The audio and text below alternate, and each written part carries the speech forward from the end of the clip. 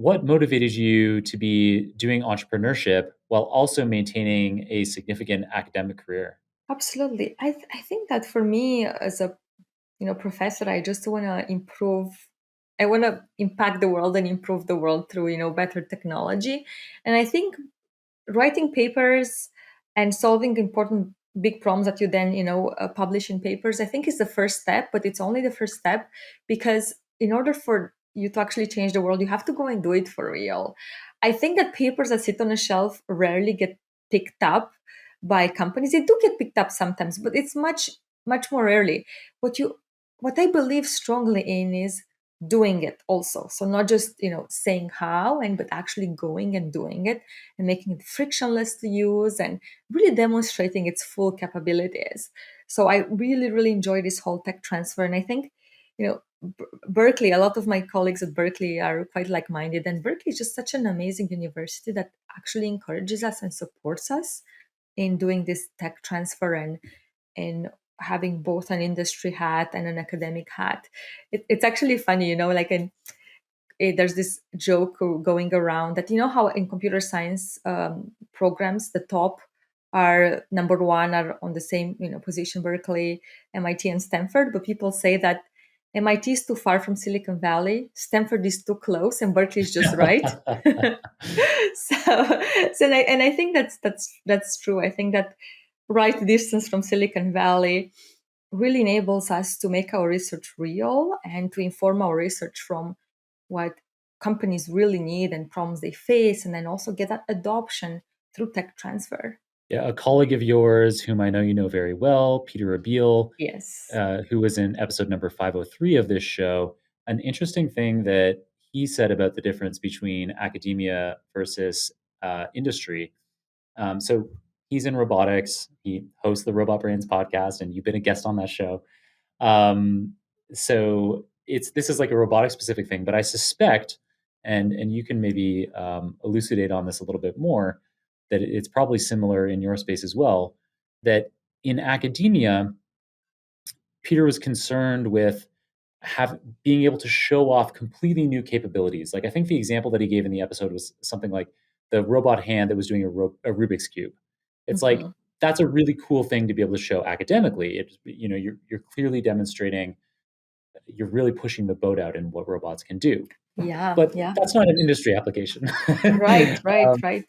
for industry, you're not interested in being able to get a video once of a Rubik's Cube being solved. You're interested in extremely low error rates.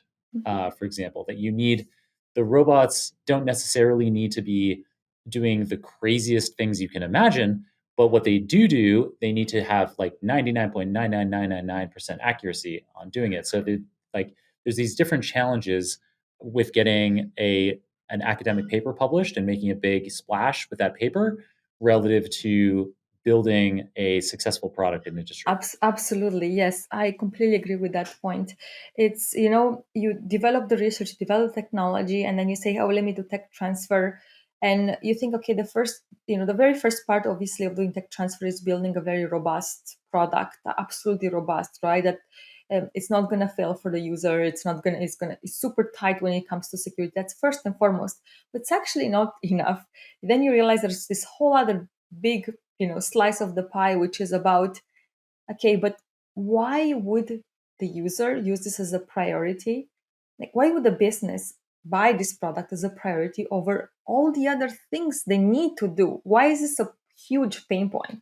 So, and one thing that I realized in security is that if you tell them, hey, you're going to have so much stronger security, you're going to be so much less exposed to hackers, and it's just so much stronger, they're going to say, that's really wonderful. But and it's something I would like to have, but it's not my number one priority right now. I need to figure out how to be compliant, or I have to figure out how do I, even acquire this data set that I need.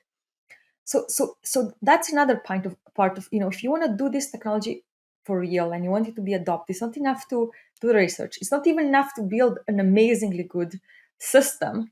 You also have to demonstrate to people how it beats their other priorities. For example, one thing I found that it helps with security is not so much convincing them about stronger security because they believe it, but it's not a priority. It's the fact that, hey, you can actually be more easily compliant. Like you have to be compliant. It's going to be cheaper to be compliant. It's going to be faster to be compliant because this technology is just better at security. So it's easier to be compliant with it. Or, hey, you want to get this other data set that they cannot share with you because it's confidential. That's what confidential computing and opaque enables you to. Now you can acquire data set. Now you can collaborate. So it's about enabling this functionality. It's not so much about just strengthening security. Yeah, really great case study there, and shows, yeah, the impact that you can make, the value that you can drive as an entrepreneur, beyond just having your academic career.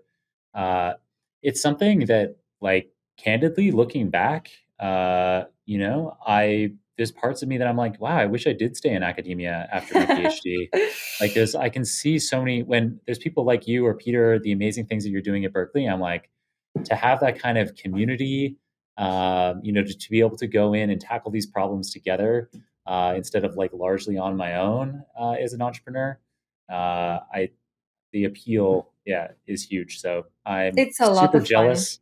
It's a lot of fun. It's a lot of fun. Probably the one thing you won't be jealous of is the lack of sleep. Yeah. In making all of this happen. But it's so much fun. In fact, it's just so stimulating and exciting to have both the academic and the industry part. That what's the point of sleep?